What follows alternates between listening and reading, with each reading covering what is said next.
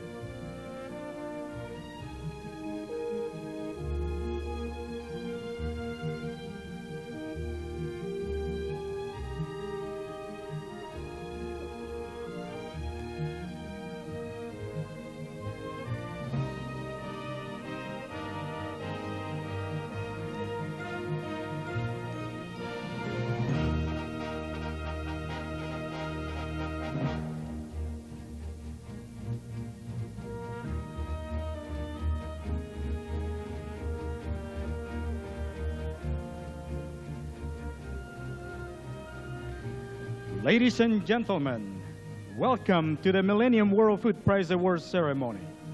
We're very pleased you have joined us this evening for an exciting and historic gala event as we award the 14th Annual World Food Prize, the Millenium Prize. The ceremony is ready to begin. Please take your seats. Thank you and enjoy the celebration.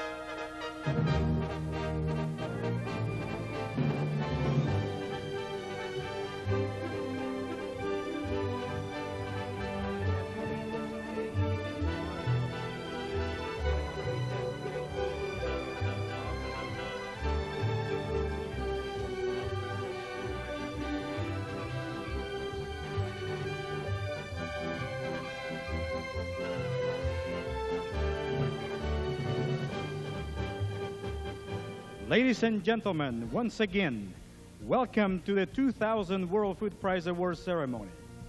We're very pleased that you chose to share this special time of the year when the Millenium World Food Prize is presented here in the historic state capitol building in Des Moines, Iowa.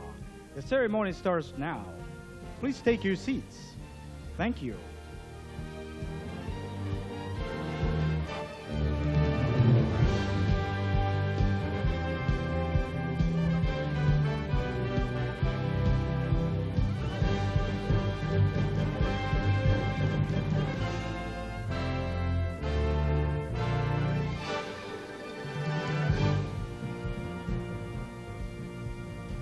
Ladies and gentlemen, please welcome your MC and a member of the World Food Prize Council of Advisors, Dr. Robert Havner.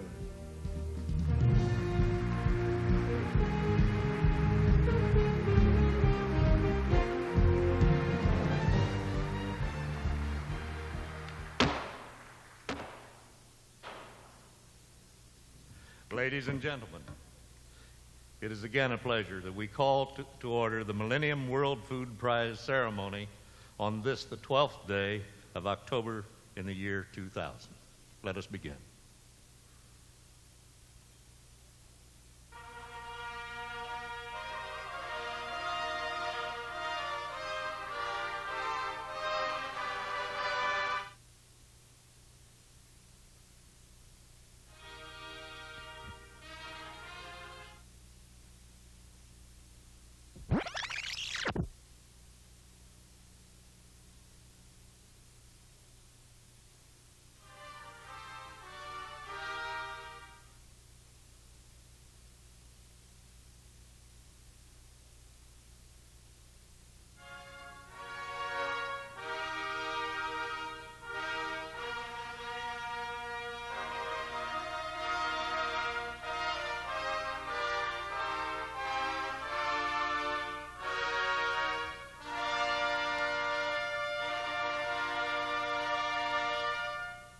And now, please welcome to the Millenium World Food Prize Award ceremony the former World Food Prize laureates, in the order in which I call them. Dr. M.S. Swaminathan from India,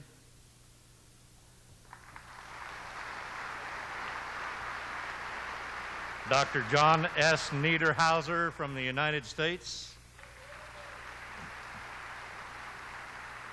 Dr. Nevin S. Scrimshaw from the United States, the Honorable Minister He Kang from China, Dr. Hans Herren from Switzerland, Dr. Gurdev Kush from India, Dr. Hank Beechel from the United States. Accompanying him is Dr. Perry Atkinson, also from the United States, and Dr. B.R. Barwale from India. A round of applause for them all, please.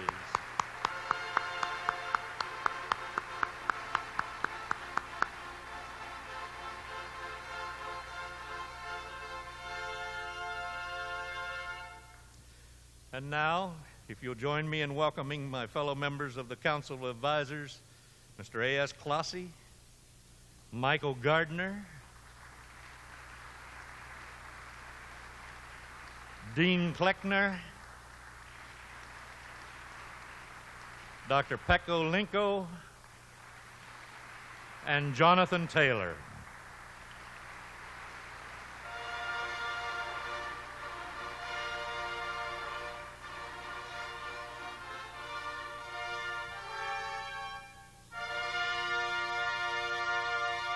With us today also, we are supposed to have, and I hope we do, representatives from the President of the Government of Nigeria, Professor Ango Abdullahi.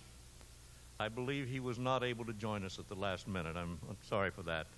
The Speaker Pro Tem of the Iowa House of Representatives, the Honorable Steve Sukup.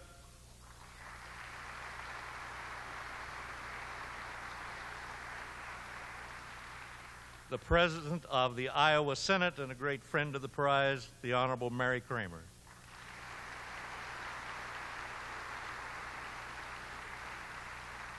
And another great friend of the prize, the Iowa Lieutenant Governor, the Honorable Sally J. Peterson.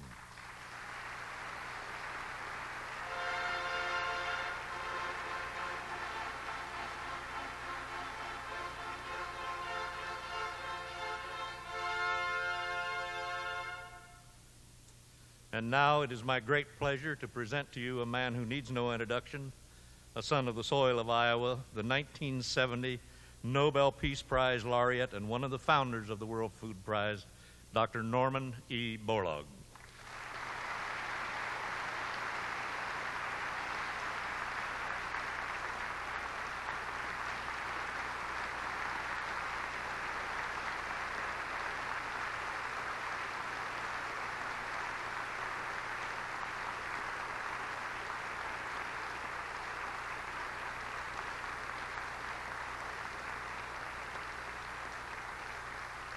And the gentleman and the gentlemen without whom the prize would not be possible. Let's welcome, please, Mr. John Ruan, Chairman of the World Food Prize Foundation, and Vice Chairman, John Ruan III.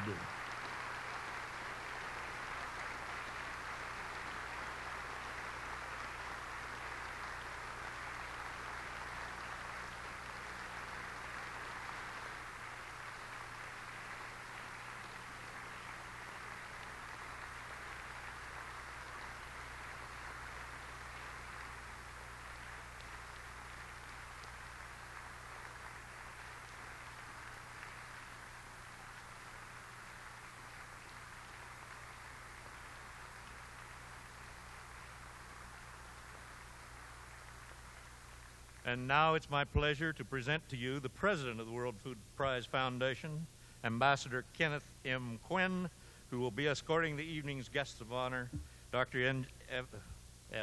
Evangelina Villegas from Mexico and Dr. Surinder Vasal from India.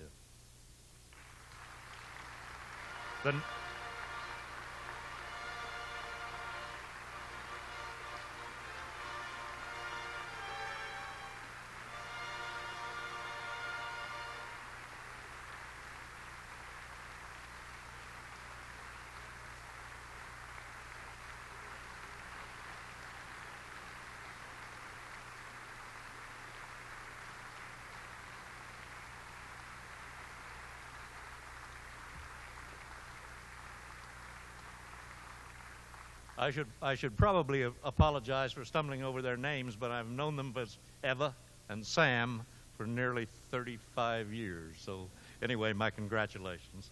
And now it's my honor to welcome the Honorable Thomas J. Vilsack, Governor of the State of Iowa.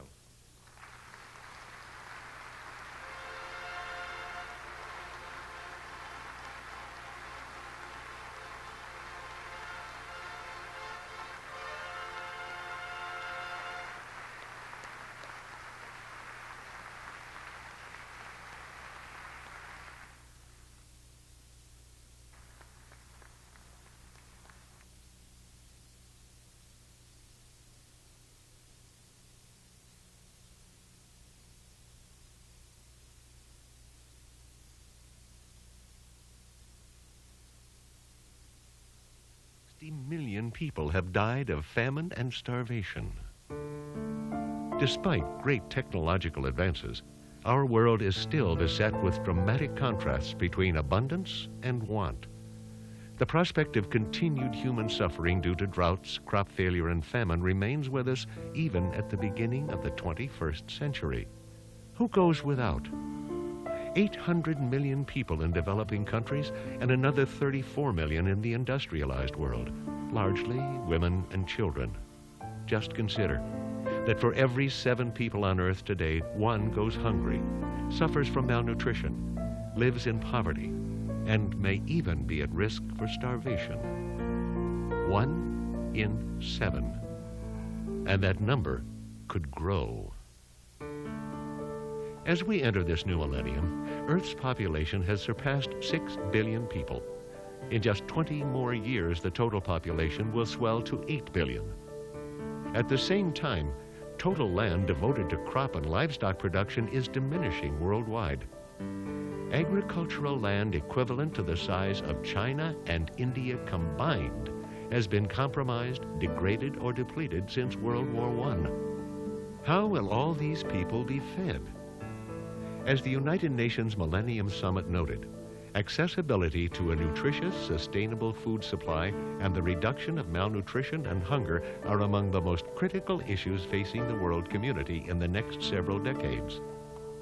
The availability of nutritious food can bring prosperity and peace. A lack means continual poverty, increased sickness and mortality, and even war. The World Food Prize was created to inspire and recognize exceptional individual breakthrough achievements, achievements which are necessary to alleviate such human suffering by increasing the quantity, quality, and availability of food. For only with such accomplishments and a concerted global effort will all those in need ultimately be able to provide for themselves life's most basic necessity, adequate food and nutrition, eliminating the tragic contrast between poverty and prosperity. The story of the World Food Prize revolves around the vision and generosity of two men, Dr. Norman E. Borlaug and John Ruan, both of whom began life in 1914 in small towns in the U.S. state of Iowa. Dr. Borlaug's distinguished scientific career led him to extraordinary achievements in increasing wheat yields, and in 1970, he was awarded the Nobel Peace Prize for his role as the father of the Green Revolution, which prevented severe food shortages and famine in many parts of the world.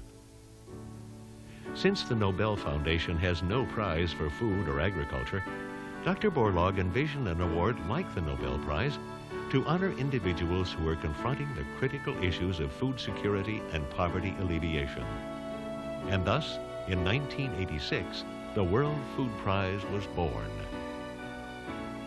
The prize was first awarded in 1987 to Dr. M.S. Swaminathan for his critical role in spreading the Green Revolution in India through the introduction of high-yielding wheat and rice. Since then, laureates have been recognized from a wide array of countries.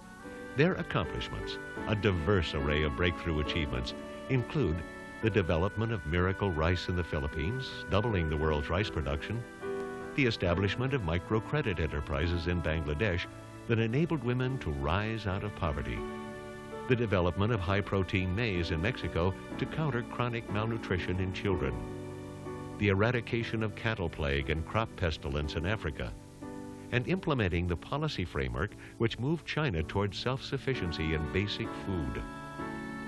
Collectively, laureate efforts have saved billions of dollars in lost production value and helped millions and millions of people through improved nutrition and increased food production. But most of these achievements might have gone unrecognized, for shortly after it was created, the World Food Prize was nearly lost when its original sponsor withdrew. It was then that businessman and philanthropist John Ruan stepped forward to rescue the prize. Mr. Ruan's generous endowment assured that all of the laureates would be rewarded, and assures that there will be a World Food Prize for years to come. Much has been accomplished, yet much remains to be done. The number of malnourished children and chronically hungry people remains at around 1 billion. The World Food Prize sees itself as a partner in the great global effort articulated by the leaders of the world during the United Nations Millennium Summit to eliminate the contrast between abundance and want, and to turn poverty into prosperity, sorrow into joy, and pain into promise.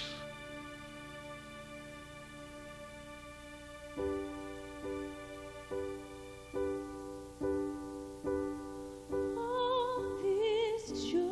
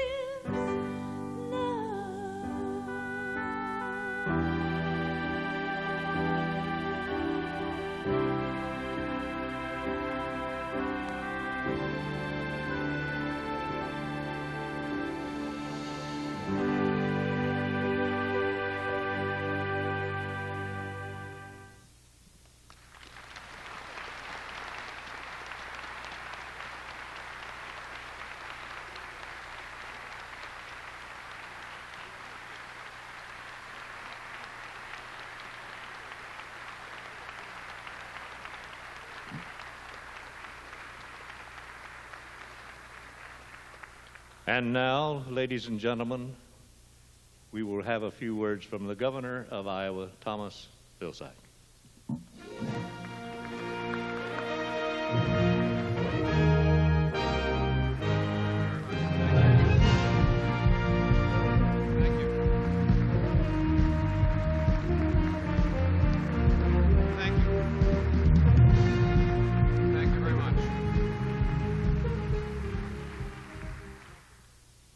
Thank you very much, ladies and gentlemen. It is certainly a distinct privilege and honor to speak on behalf of the people of Iowa to all of you who are assembled here today. And to those that we honor for their work and dedication, it is an extraordinarily humbling experience for me. I wish that you could have shared the experiences that I've had in the last 24 hours. For if you had, I think you would feel as I feel, overwhelmed. Last night we had a wonderful reception at Terrace Hill.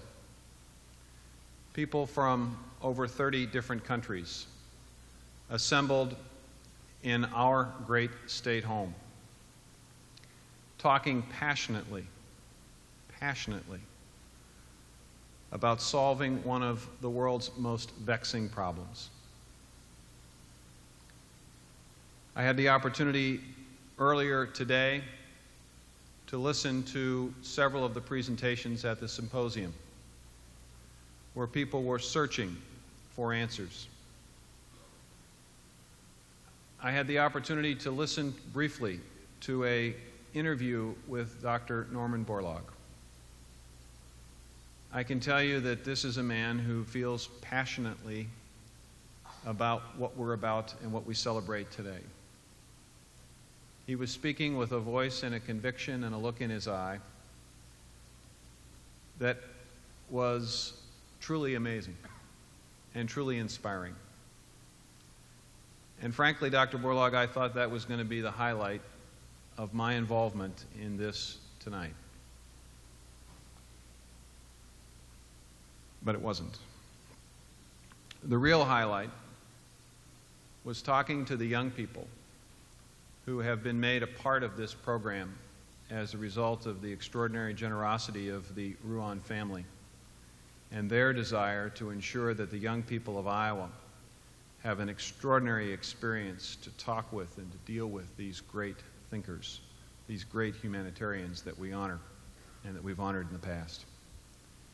It was the look in their eye, the excitement about being involved in this process, the understanding that they were being given a unique opportunity in all the world that said volumes about the World Food Prize. We in Iowa like to talk of our state as fields of opportunity. And nowhere in the state today is that greater amplified than here, in this chamber.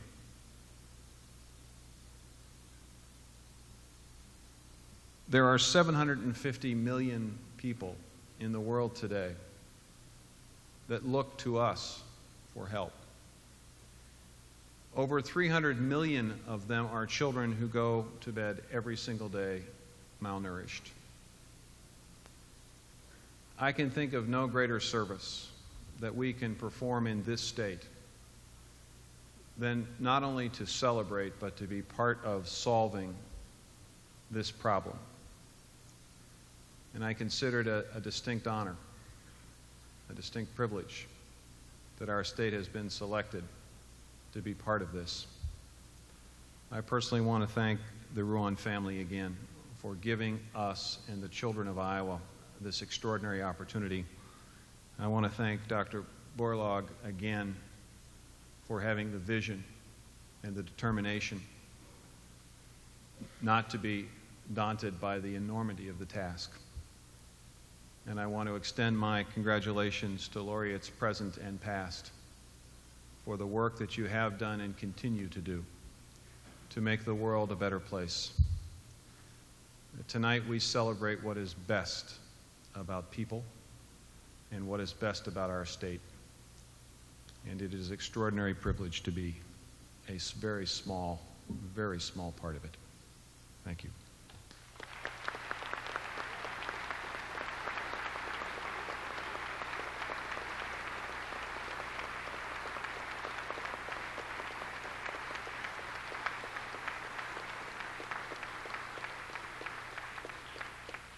And now, ladies and gentlemen, the President of the World Food Prize Foundation, Ambassador Kenneth M. Quinn.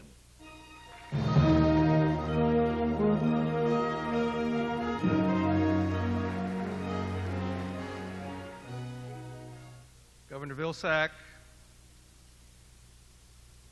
President of the Senate Mary Kramer, President pro tempore of the House Steve Sukup, ladies and gentlemen, I first want to express the very deep and profound gratitude of the World Food Prize, for the Ruan family, Norman Borlaug, myself, and all of us associated with the prize, for the great privilege and the great honor to be able to be here in this building tonight. For without their action and without their approval, we could not be here. Would you join with me in expressing our appreciation to them for this?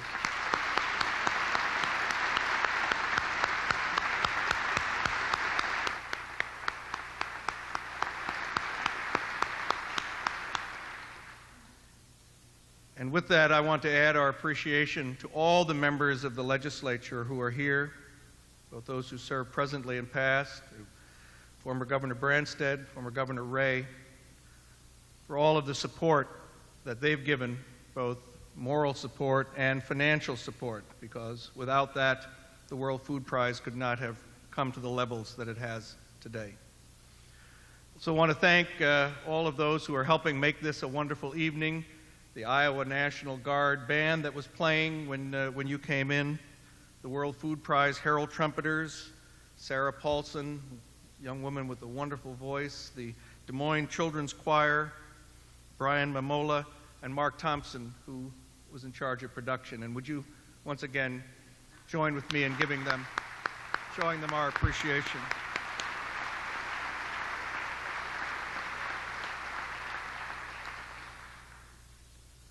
When Norman Borlaug established the World Food Prize in the middle of the 1980s, he did it because he had been given the Nobel Peace Prize.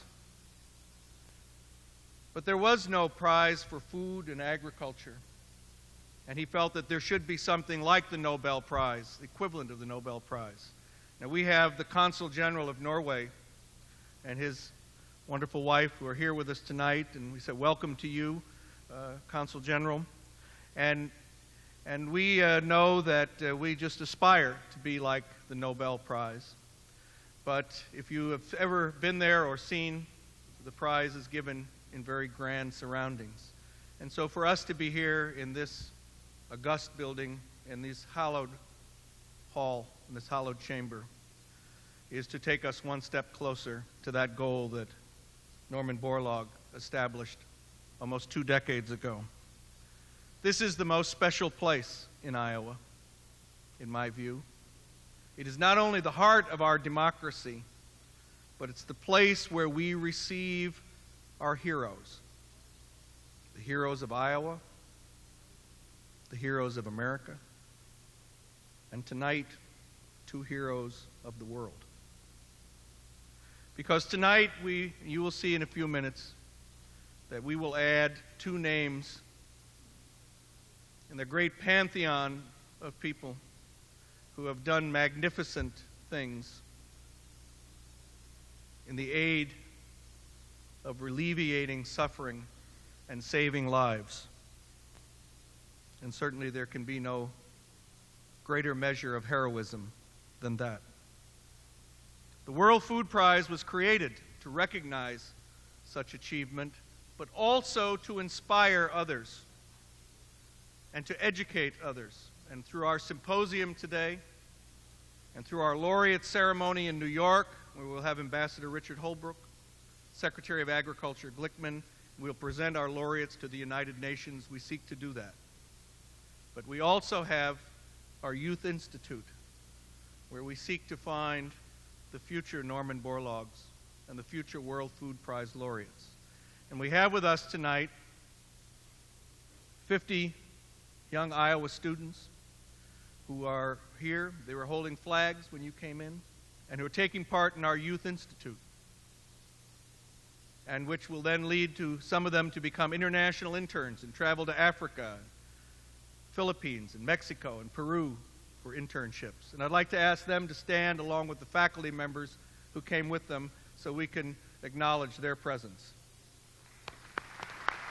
You're up here. Oh.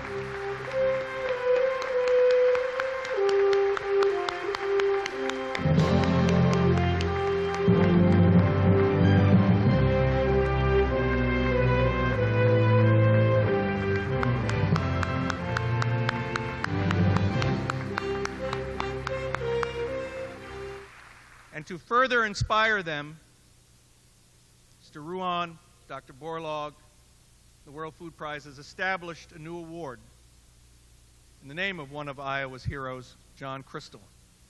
And tonight, as part of this program, we will give the first John Crystal Award as further inspiration and recognition of young people who have taken that first step.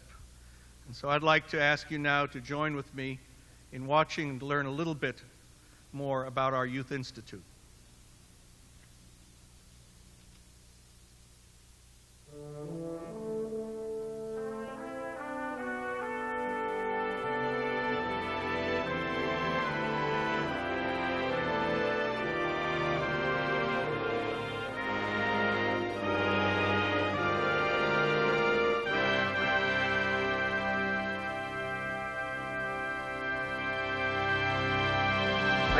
Field research and met with farmers, policymakers, and agricultural researchers throughout Mexico. I traveled to Madras, India, and worked at the MS Swaminathan Research Foundation. I spent time in Kenya, Africa, at the International Livestock Research Institute. I was sent to Erie, the International Rice Research Institute in the Philippines. It's one of the greatest things I've ever done. What has so deeply affected these students was their involvement with the World Food Prize Youth Institute. Students who participate in this innovative program share a unique experience, a challenge, an opportunity. As each learns more about providing the world with a secure, sustainable food supply and about the alleviation of malnutrition, poverty, and human suffering, each comes away with a new motivation, a new perspective. In October of each year, the Youth Institute provides a 3-day, all-expenses-paid educational opportunity and forum for high school-age students. Enrolled students interact with Nobel and World Food Prize laureates and are exposed firsthand to an array of experts, facilities, and organizations relating to food security. Student and faculty teams are responsible for preparation of a discussion paper, which is presented by the student before a panel of World Food Prize laureates and members of the Council of Advisors. Discussion, interaction, and presentations by guests and officials enhance the intellectual experience. Youth Institute participants are then eligible to be selected for World Food Prize international internships.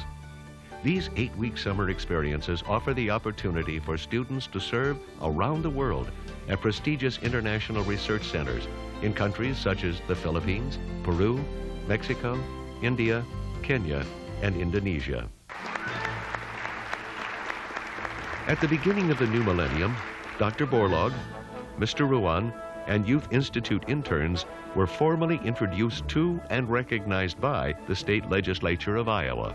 The generous financial support of the legislature, the Amundsen Foundation, and other sponsors will allow the Youth Institute to achieve a new level of mission and vision to become a global youth institute, attracting young people from around the world.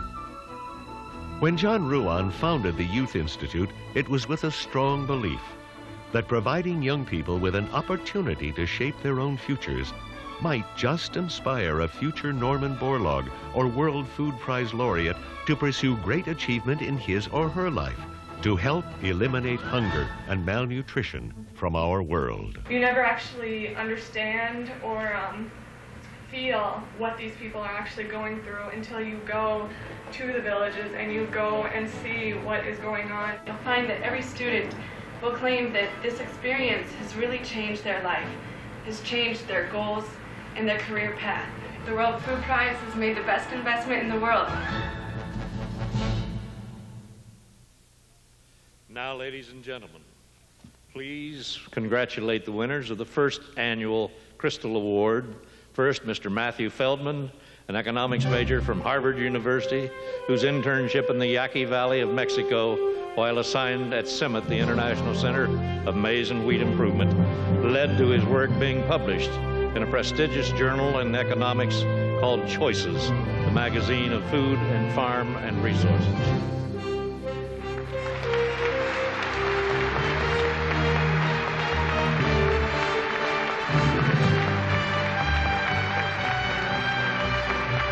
His colleague, Miss Amanda James. She is a junior at Grinnell College, whose internship in Kenya at the World Food Prize Laureate Institute, Hans Herren's Institute, ISIPI, the International Center for Insect Physiology and Ecology, and subsequent work at the laureate Barwali's Magco Seed Company in India has led her to envision a career in agriculture development and hunger alleviation. And finally, to present the award, our one and our only, please welcome Pulitzer Prize winner and member of the Council of Advisors, Michael Gartner.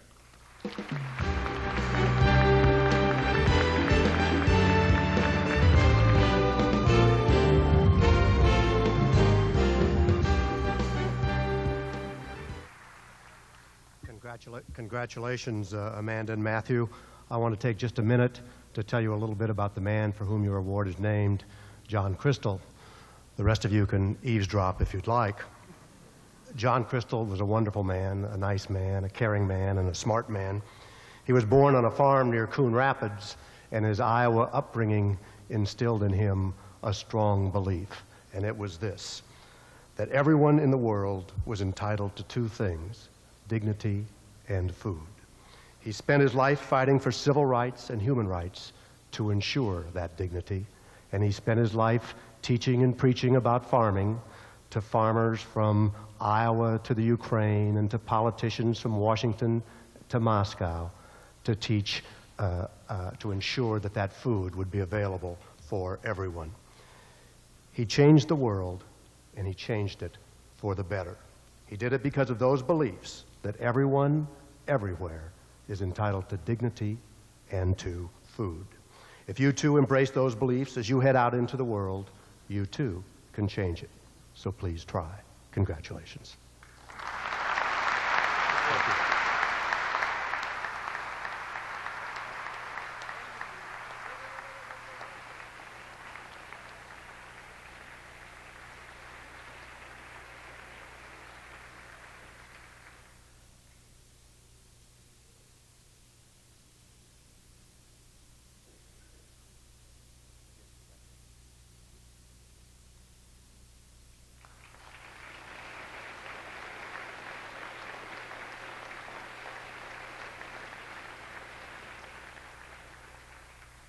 The State of Iowa Executive Department, in the name and by the authority of the State of Iowa, proclamation.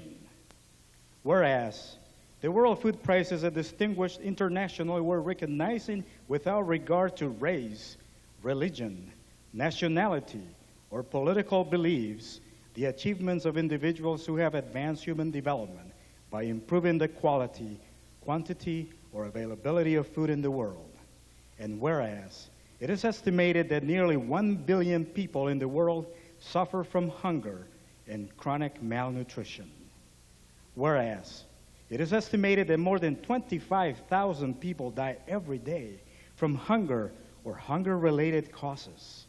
And 3/4 of these deaths are children under the age of 5.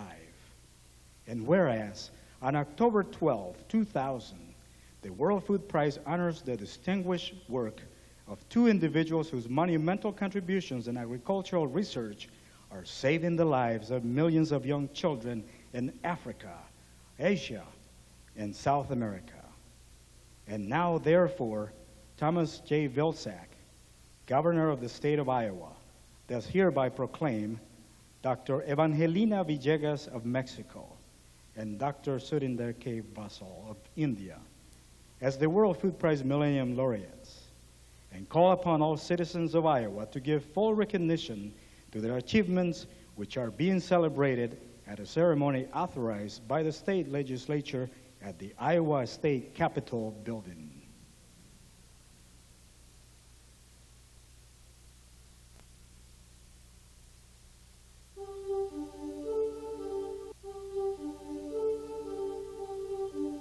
Maize, or corn as it is also known, was the food of many ancient civilizations.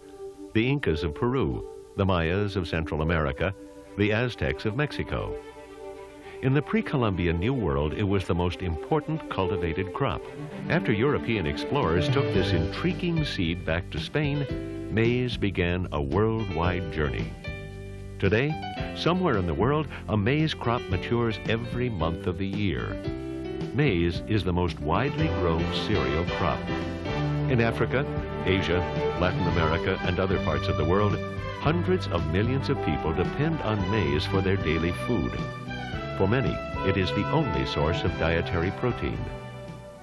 But this reliance on a single crop creates a tragic vulnerability because traditional maize varieties are very poor in protein quality. At high risk for malnutrition, even starvation, are young children in developing countries where maize is not only a main food staple, but also a weaning food for babies. For many millions of children, this means a dangerous lack of protein at a critical stage in their growth. The most common form of malnutrition is kwashiorkor. With kwashiorkor, the child has insufficient protein, insufficient amino acids. Their hair loses its color, its thickness.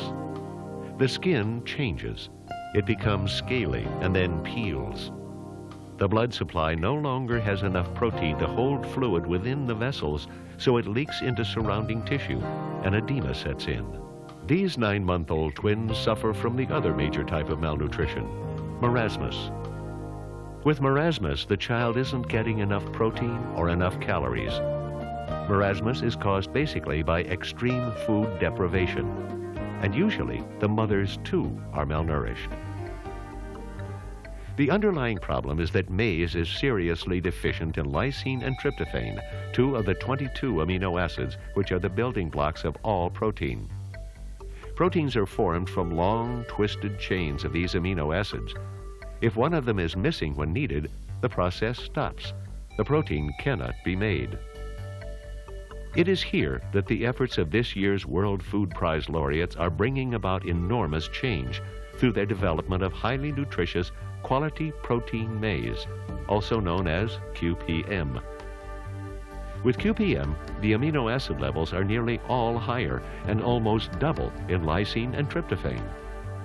QPM has protein quality almost as good as skim milk. But this development didn't come easily.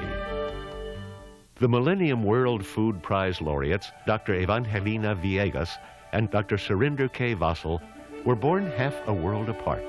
He in India, she in Mexico. Sam, as he is known to his friends, developed an early interest in maize and pursued his interest after receiving his PhD in genetics and plant breeding from the India Agricultural Research Institute in New Delhi. Eva credits a love of chemistry and biology, an ongoing interest in maize as a vitally important crop in Mexico, and the support of her family and professors as key ingredients leading to her PhD in cereal chemistry and plant breeding from North Dakota State University. Their paths joined when they began their collaborative maize research in the early 1970s while they were working at the International Maize and Wheat Improvement Center, known as CIMMYT, in Mexico. Eva was in charge of the lab, and Sam was newly assigned as the plant breeder to work on maize. In what can best be described as an uncanny display of scientific detective work, they accomplished what no other scientist had ever been able to achieve: how to breed critical amino acids into maize, significantly raising its nutritional value, but without sacrificing yield or other characteristics which made it appealing as a food. It was a long, arduous journey. Earlier efforts to add protein to maize had resulted in kernels that were soft and chalky in appearance, with low yields and unpalatable taste. But one day in the laboratory, our laureates discovered a possible key to overcoming these obstacles. Maybe, just maybe, it could be done. They then devoted themselves to exploring this new approach using conventional crossbreeding techniques with highly sensitive lab analyses. They tested up to 500 maize samples each week, 20 to 25,000 per year. And by the mid-1980s, almost 2 decades of persistence paid off. Success came when they finally produced maize with hard kernel characteristics, good taste, and higher quality levels of lysine and tryptophan. But just at this point of breakthrough achievement, support in the scientific community for the development of enhanced protein maize was lost, and their research funds were withdrawn. At the time, many nutritionists felt that protein could be added to the diets of the poor in other ways. QPM breeding material went back into storage. But Drs. Vasal and Villegas refused to give up. Eventually, with support from former U.S. President Jimmy Carter and the Sasakawa 2000 Foundation, and with encouragement from the governmental leaders in Ghana and Mexico, field tests for QPM were initiated in both countries in the early 1990s. QPM was also spread in China through the work of Dr. Li Qing-Xun. Early test data from Africa and Mexico was very encouraging, indicating better utilizable protein levels in diets of the poor, children recovering from malnutrition, and enhanced nutrition and growth in animals fed with QPM. In follow-up studies in Colombia and Peru, more malnourished children were restored to health on controlled diets using QPM as a protein source. As a result, interest in and the planting of QPM began to spread rapidly, and by the turn of the century, QPM was being grown on over 1 million hectares throughout the world, and this figure is expected to triple by 2003.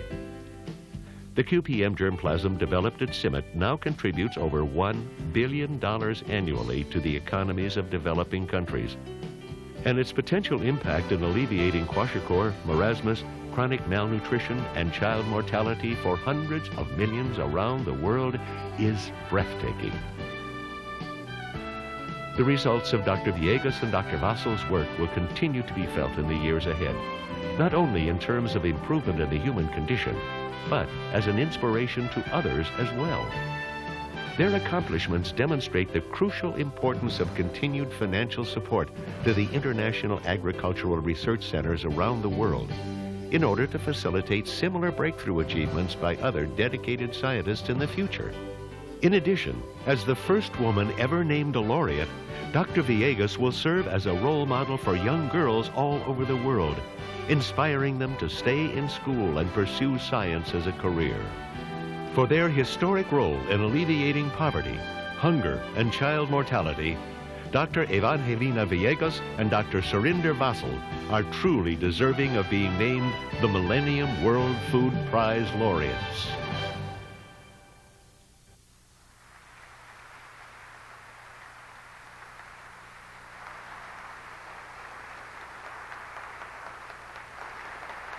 And now, once again, I present to you Dr. Villegas and Dr. Vasal.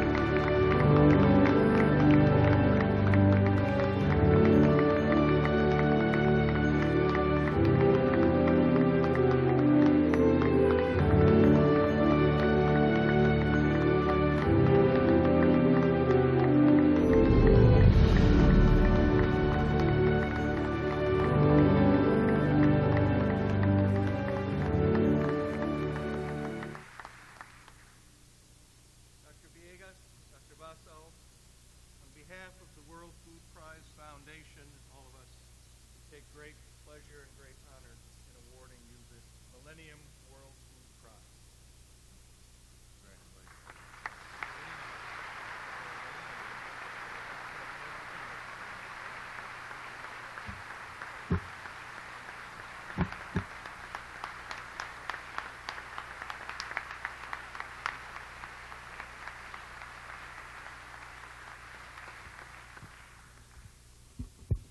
Good evening, ladies and gentlemen.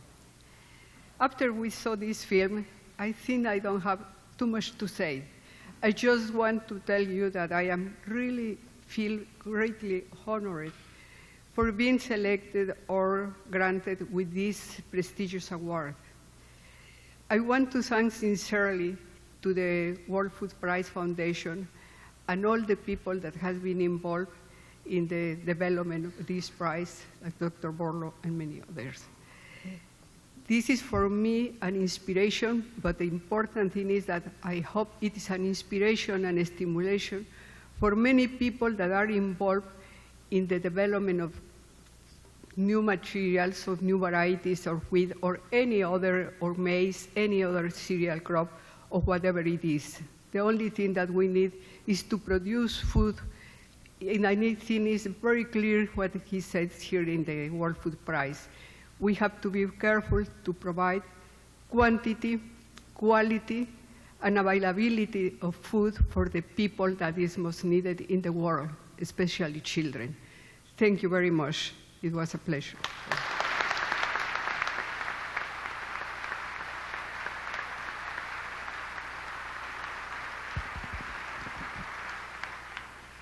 Well, indeed, it's a very exciting and touching moment for me.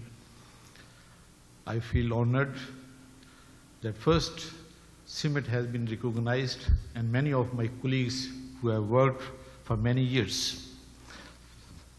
Also, I feel we have been personally awarded, myself, my wife, and children, for this great honor we have received during this ceremony.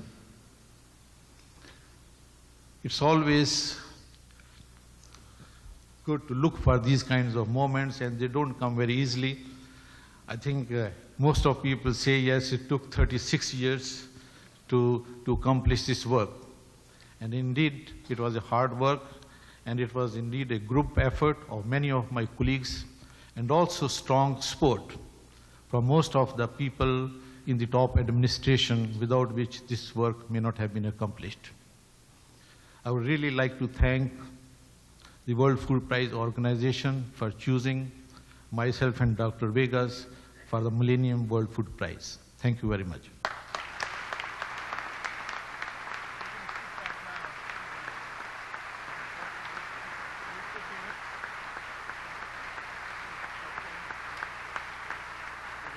John, you can bring that chair out for Dr. Vasal.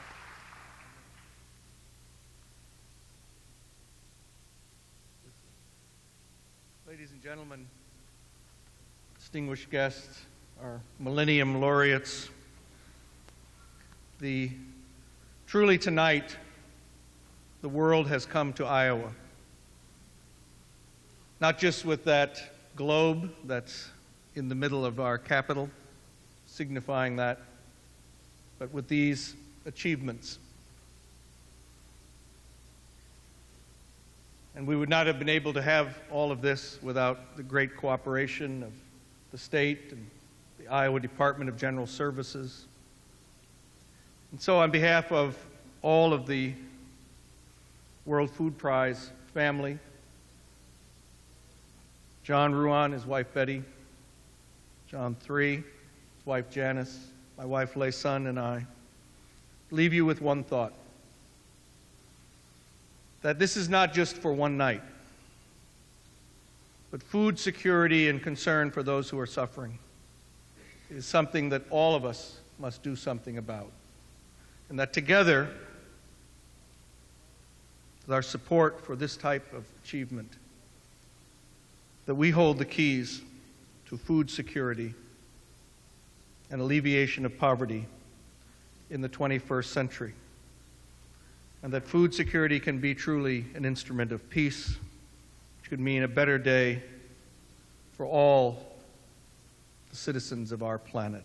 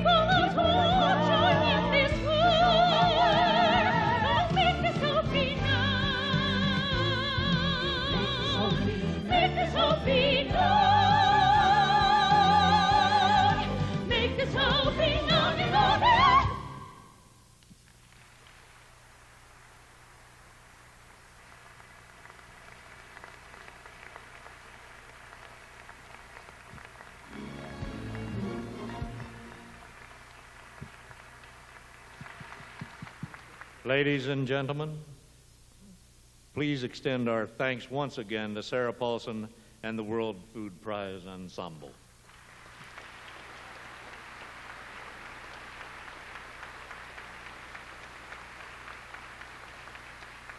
May I ask you to remain seated for just a moment? We would like to take our dignitaries out there so that when you get out there, they'll be there to receive you. So we'll take the dignitaries from this area out first, and then there will be an announcement when you would be joining us outside. Okay? Very good.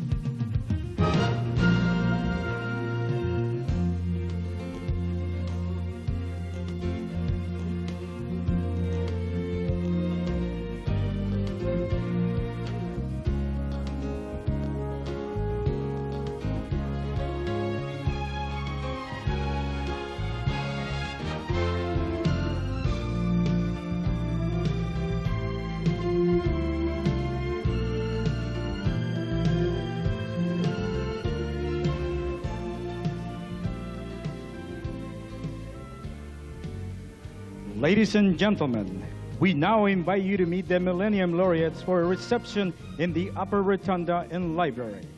And for your gala dinner, have a wonderful evening.